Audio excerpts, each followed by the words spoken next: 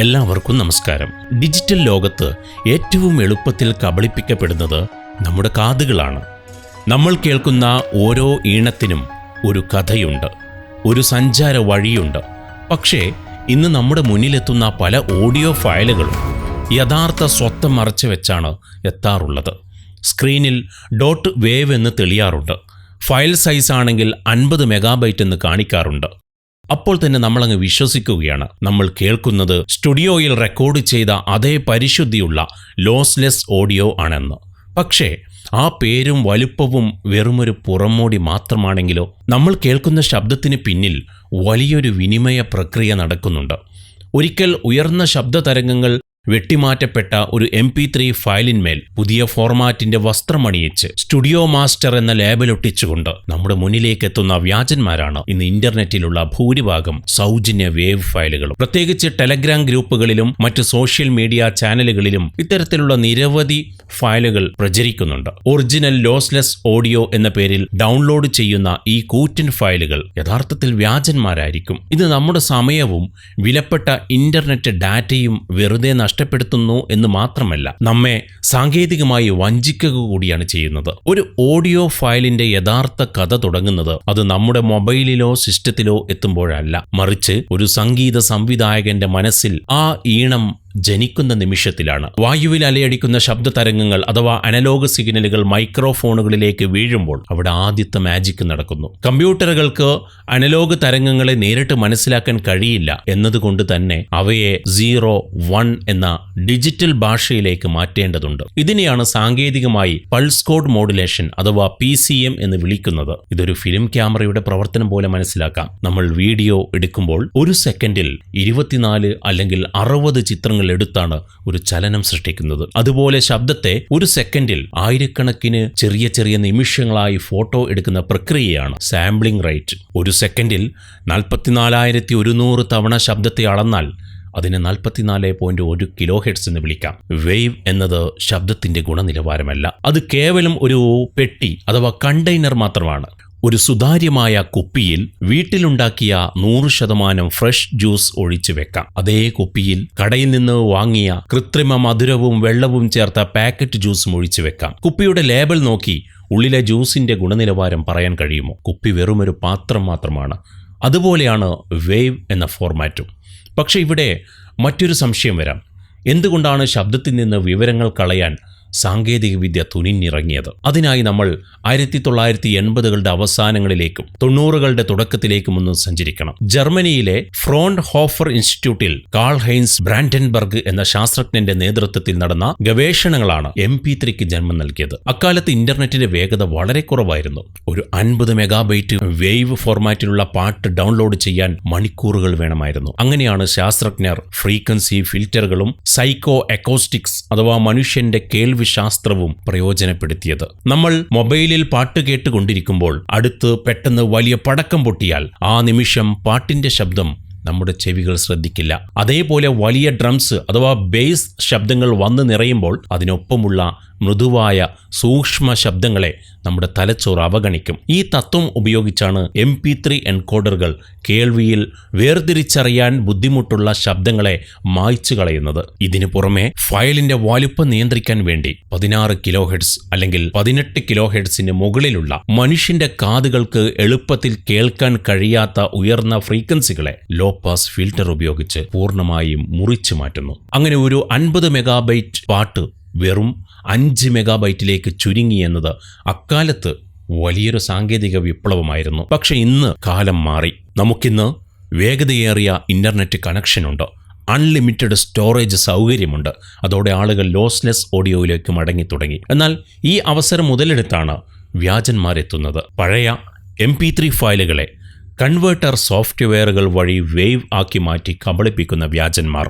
ഇവിടെ ഒരു MP3 ഫയലിനെ നമ്മൾ സോഫ്റ്റ്വെയർ ഉപയോഗിച്ച് വേവ് ഫോർമാറ്റിലേക്ക് മാറ്റിയാൽ എന്താണ് സംഭവിക്കുക എന്ന് ശാസ്ത്രീയമായി നമുക്ക് പരിശോധിക്കാം. നമ്മൾ ഇന്റർനെറ്റിൽ നിന്നോ മറ്റോ ഡൗൺലോഡ് ചെയ്യുന്ന ഒരു ഓഡിയോ ഫയൽ ശരിക്കും ഒറിജിനൽ ഫ്ലാഗ് വേവ് ക്വാളിറ്റി ഉള്ളതാണോ, അതോ ആരെങ്കിലും സാധാരണ 128 kbps ഫോർമാറ്റിലുള്ള അല്ലെങ്കിൽ 320 kbps ഫോർമാറ്റിലുള്ള MP3 ഫയലിന്റെ ഫോർമാറ്റ് വെറുതെ വേവ് ആക്കി മാറ്റി അപ്സ്കെയിൽ ചെയ്ത് നമ്മളെ കബളിപ്പിച്ചതാണോ എന്ന് എങ്ങനെ കണ്ടെത്താം എന്നാണ് ഇവിടെ നമ്മൾ നോക്കുന്നത്. ഇതിനായി നമ്മൾ പ്രധാനമായും ഉപയോഗിക്കുന്നത് സ്പെക്ക് എന്ന ഓപ്പൺ സോഴ്സ് സോഫ്റ്റ്വെയർ ആണ്. ഇതൊരു സൗജന്യ ടൂളാണ്. spec.cc എന്ന ഔദ്യോഗിക വെബ്സൈറ്റിൽ നിന്ന് ഇത് വളരെ എളുപ്പത്തിൽ ഡൗൺലോഡ് ചെയ്ത് ഇൻസ്റ്റാൾ ചെയ്യാൻ സാധിക്കും. ഇനി നമുക്ക് സ്പെക്ക് ആപ്പ് തുറക്കാം. പരിശോധനയ്ക്ക് വേണ്ടി നമ്മൾ ഡെസ്ക്ടോപ്പിലെ ടെസ്റ്റ് എന്ന ഫോൾഡറിൽ 2 ഫയലുകൾ തയ്യാറാക്കി വെച്ചിട്ടുണ്ട്. ഒന്നാമത്തേത് ഒറിജിനൽ വേവ് സോങ് ആണ്, അതായത് യാതൊരു ക്വാളിറ്റി നഷ്ടവും വരാത്ത യഥാർത്ഥ ഓഡിയോ ഫയൽ. രണ്ടാമത്തേത് MP3യിൽ നിന്നും വേവ് ഫോർമാറ്റിലേക്ക് മാറ്റിയ ഒരു സോങ് ആണ്. MP3 ടു വേവ് സോങ് ആണ്, അതായത് ക്വാളിറ്റി കുറഞ്ഞ MP3 ഫയലിനെ വ്യാജമായി വേവ് ഫോർമാറ്റിലേക്ക് കൺവേർട്ട് ചെയ്തെടുത്ത ഫയലാണ്. പ്രോപ്പർട്ടീസ് നോക്കിയാൽ രണ്ടിൻ്റെയും സൈസും ഫോർമാറ്റും ഒരേപോലെ തോന്നും. നമ്മൾ മീഡിയ പ്ലെയറിൽ ഈ പാട്ടുകൾ ഇട്ട് പ്ലേ ചെയ്ത് കേൾക്കുമ്പോൾ സാധാരണ ഇയർഫോണുകളിലോ സ്പീക്കറുകളിലോ വലിയ വ്യത്യാസം പെട്ടെന്ന് തിരിച്ചറിയാൻ കഴിഞ്ഞെന്ന് വരില്ല. കാരണം ഓഡിയോ കൺവേർട്ട് ചെയ്യപ്പെടുമ്പോഴും പാട്ടിൻ്റെ വരികൾക്കും ഈണത്തിനും മാറ്റമൊന്നും വരുന്നില്ല. അതുകൊണ്ട് ശബ്ദം കേട്ട് മാത്രം ക്വാളിറ്റി ഉറപ്പിക്കുന്നത് കൃത്യമാകില്ല. ഇതിനാണ് നമ്മൾ സ്പെക്ട്രോഗ്രാം അനാലിസിസ് ഉപയോഗിക്കുന്നത്. ഇനി 2 ഫയലുകളും സ്പെക്ക് സോഫ്റ്റ്വെയറിലേക്ക് ഡ്രാഗ് ആൻഡ് ഡ്രോപ്പ് ചെയ്ത് നോക്കാം.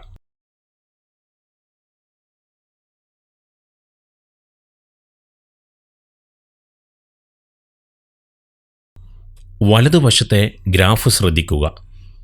മനുഷ്യർക്ക് കേൾക്കാൻ കഴിയുന്ന ശബ്ദത്തിൻ്റെ ഫ്രീക്വൻസി റേഞ്ച് 20 kHz വരെയാണ്. ഒറിജിനൽ വേവ് ഫയലിൽ ഗ്രാഫിൻ്റെ കളർ സിഗ്നലുകൾ 20 kHz-നും അതിനു മുകളിലേക്കും പൂർണ്ണമായും ഉയർന്നു നിൽക്കുന്നത് കാണാം. അതായത് ഓഡിയോ ഡാറ്റ ഒന്നും നഷ്ടപ്പെട്ടിട്ടില്ല. എന്നാൽ MP3യിൽ നിന്ന് മാറ്റിയ ഫയലിൽ 15 kHz ലെയറിന് മുകളിലേക്ക് ഗ്രാഫ് പെട്ടെന്ന് ബ്ലാങ്കായി അല്ലെങ്കിൽ കട്ടായി പോയതായിട്ട് കാണാം.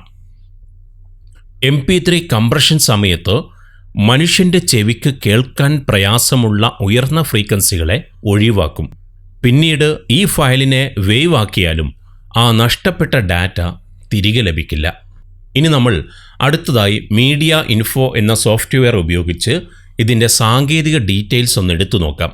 ഇവിടെ ഫയൽ ഇൻഫോ നോക്കിയാൽ രണ്ടിൻ്റെയും ബിറ്റ് റേറ്റ് 1411 kbps എന്നും 16 ബിറ്റ് 44.1 kHz PCM ഫയൽ എന്നും കൃത്യമായി കാണിക്കും. 44.1 kHz PCM എന്നും കൃത്യമായി കാണിക്കും. അതായത് വിൻഡോസ് ഫയൽ പ്രോപ്പർട്ടീസോ സാങ്കേതിക വിവരങ്ങളോ മാത്രം നോക്കിക്കൊണ്ട് ഒരു പാട്ടിൻ്റെ ഒറിജിനൽ ക്വാളിറ്റിയെ വിലയിരുത്താൻ സാധിക്കില്ലെന്ന് ഇതിൽ നിന്ന് വ്യക്തമാണ്.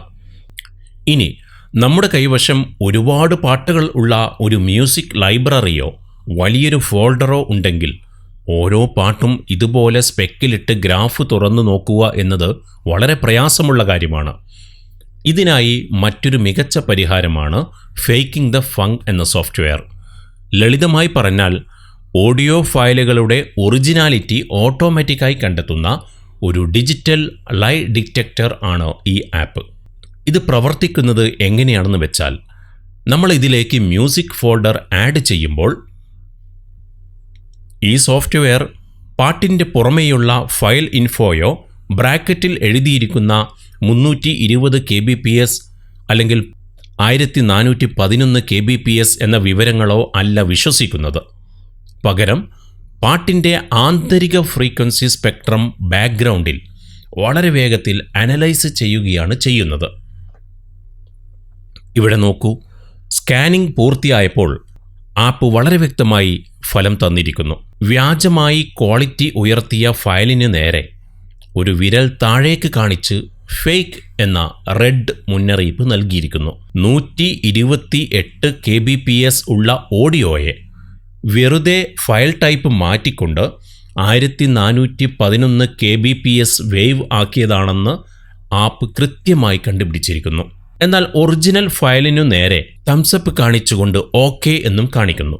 കൂടാതെ താൽപ്പര്യമുള്ളവർക്ക് ഈ ആപ്പിൽ തന്നെ ഇൻ്റഗ്രേറ്റ് ചെയ്തിട്ടുള്ള ബിൽറ്റ് ഇൻ സ്പെക്ട്രം അനലൈസർ തുറന്നുകൊണ്ട് ഫ്രീക്വൻസി ഗ്രാഫ് കൂടുതൽ വിപുലമായി പരിശോധിക്കാനും സൗകര്യമുണ്ട്.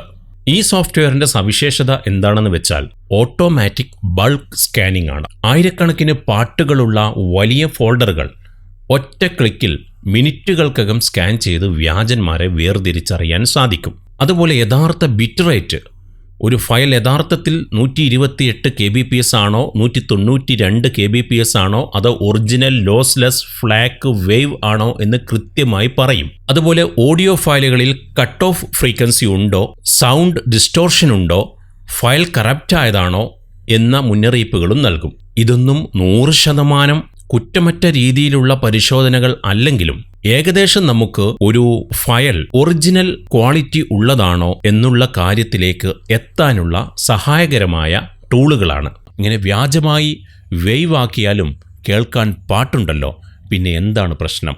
തീർച്ചയായും പ്രശ്നമുണ്ട്. നമ്മൾ നല്ലൊരു ജോഡി മോണിറ്റർ, ഹെഡ്ഫോണോ അല്ലെങ്കിൽ ഒരു digital to analogue converter Dhaka ഉപയോഗിച്ച് പാട്ട് കേൾക്കുന്ന ആളാണെങ്കിൽ ഈ വ്യാജ വേവ് ഫയലുകൾ നമ്മുടെ കേൾവി അനുഭവത്തെ പാടെ തകരാറിലാക്കും. നമ്മളൊരു പഴയ കീപാഡ് ഫോണിൽ എടുത്ത ക്ലാരിറ്റി ഇല്ലാത്ത ഒരു ഫോട്ടോ സങ്കല്പിക്കുക. ആ ഫോട്ടോയെ നമ്മൾ ഒരു മികച്ച സോഫ്റ്റ്വെയറിലേക്ക് മാറ്റി അതിൻ്റെ വലിപ്പം കൂട്ടി ഒരു 4K ഫ്രെയിമിലേക്ക് മാറ്റി എന്ന് കരുതുക. അപ്പോൾ ഫോട്ടോയുടെ സൈസ് വലുതായിട്ടുണ്ടാകും, പക്ഷേ ആ ഫോട്ടോയിലെ മങ്ങൽ മാറിയിട്ടുണ്ടാകില്ല, ആ ഫോട്ടോയിലെ വ്യക്തത തിരികെ വന്നിട്ടുണ്ടാകില്ല. കാരണം നമ്മൾ ഫ്രെയിമിൻ്റെ വലുപ്പമാണ് കൂട്ടിയത്, ആ ഫോട്ടോയിലെ വിശദാംശങ്ങളല്ല. അതുപോലെ തന്നെ ഒരു പ്രധാനപ്പെട്ട ഒരു പുസ്തകം, ആ പുസ്തകത്തിൽ 100 പേജ് നഷ്ടപ്പെട്ടു എന്ന് കരുതുക. ആ 100 പേജുകൾക്ക് പകരം 100 വെള്ളക്കടലാസുകൾ വെച്ച് കഴിഞ്ഞാൽ പുസ്തകത്തിൻ്റെ കനം കൂട്ടാൻ കഴിയും, പക്ഷേ നഷ്ടപ്പെട്ട വിവരങ്ങൾ തിരിച്ചു ലഭിക്കില്ല. അതുപോലെ ഒരു MP3 ഫയലിനെ വ്യാജമായി വേണമെങ്കിൽ 24 ബിറ്റ് 96 kHz വരെയുള്ള ഉയർന്ന വേവ് ഫയലാക്കി സേവ് ചെയ്യാൻ കഴിയും. പക്ഷേ ആ ഫോർമാറ്റിൻ്റെ പേരിലെ അക്കങ്ങളും ഫയലിൻ്റെ വലുപ്പവും കൂടുമെന്നല്ലാതെ ഒരിക്കൽ ഒഴിവാക്കപ്പെട്ട ആ ഓഡിയോ വിവരങ്ങൾ സ്വയം പുനർജനിക്കില്ല. അഡോബ് ഓഡിഷൻ പോലെയുള്ള സോഫ്റ്റ്വെയറുകളിൽ പരിശോധിച്ചാലും ഈ വ്യത്യാസങ്ങൾ വളരെ വ്യക്തമായി തെളിഞ്ഞു നിൽക്കും. സ്പെക്ട്രോഗ്രാമിലെ സൂചനകളും ഫേക്കിംഗ് ദ ഫങ്ക് നൽകുന്ന സ്കാനിംഗ് റിപ്പോർട്ടും ആ ഫയൽ ലഭിച്ച ഉറവിടവും ഒരുമിച്ച് ചേർത്ത് വെക്കുമ്പോൾ മാത്രമാണ് ആ ശബ്ദത്തിൻ്റെ യഥാർത്ഥ ഗുണനിലവാരം നമുക്ക് ബോധ്യപ്പെടുന്നത്. അതുകൊണ്ട് തന്നെ വ്യാജന്മാരിൽ നിന്ന് രക്ഷപ്പെടാൻ വിശ്വസനീയമല്ലാത്ത സൗജന്യ സോഷ്യൽ മീഡിയ ചാനലുകളിൽ നിന്നുള്ള ഡൗൺലോഡുകൾ പരമാവധി ഒഴിവാക്കുകയാണ് ഏറ്റവും നല്ലത്. പകരം ഔദ്യോഗിക പ്ലാറ്റ്ഫോമുകളോ അല്ലെങ്കിൽ കൃത്യമായ ആക്യുറേറ്റ് റിപ്പ് ലോഗുകളുള്ള CD റിപ്പുകളെയോ ആശ്രയിക്കുന്നതാണ് എപ്പോഴും നല്ലത്. ഇന്നത്തെ ഈ ശബ്ദയാത്രയിൽ നിന്ന് നമ്മൾ തിരിച്ചറിയുന്ന വലിയൊരു പാഠമുണ്ട്. വേവ് എന്നത് ഒരു ഗുണനിലവാര സർട്ടിഫിക്കറ്റോ ശുദ്ധതയുടെ അടയാളമോ അല്ല. അത് വെറുമൊരു സാങ്കേതിക ഫോർമാറ്റ് മാത്രമാണ്. ഒരു ഓഡിയോ ഫയലിൻ്റെ യഥാർത്ഥ മൂല്യം നിലനിൽക്കുന്നത് അതിന് നൽകിയിരിക്കുന്ന പേരിലല്ല, അതിന് പിന്നിലെ അധ്വാനത്തിലാണ്, അതിൻ്റെ ഉറവിടത്തിലാണ്. സാങ്കേതിക വിദ്യക്ക് ഫയലുകളുടെ ഫോർമാറ്റുകൾ മാറ്റാൻ കഴിഞ്ഞേക്കാം, എന്നാൽ ഒരിക്കൽ ശാശ്വതമായി നഷ്ടപ്പെട്ടുപോയ വിവരങ്ങളെ വീണ്ടും സൃഷ്ടിക്കാൻ ഒരു സോഫ്റ്റ്വെയറിനും കഴിയില്ല. അതുകൊണ്ട് ഇനിയൊരു ഓഡിയോ ഫയൽ കേൾക്കുമ്പോഴും, പ്രത്യേകിച്ച് സോഷ്യൽ മീഡിയ പ്ലാറ്റ്ഫോമുകളിൽ നിന്ന് ഡൗൺലോഡ് ചെയ്യുമ്പോഴും അതിൻ്റെ എക്സ്റ്റൻഷൻ കണ്ട് മാത്രം ഫയലിനെ വിലയിരുത്താതിരിക്കുക.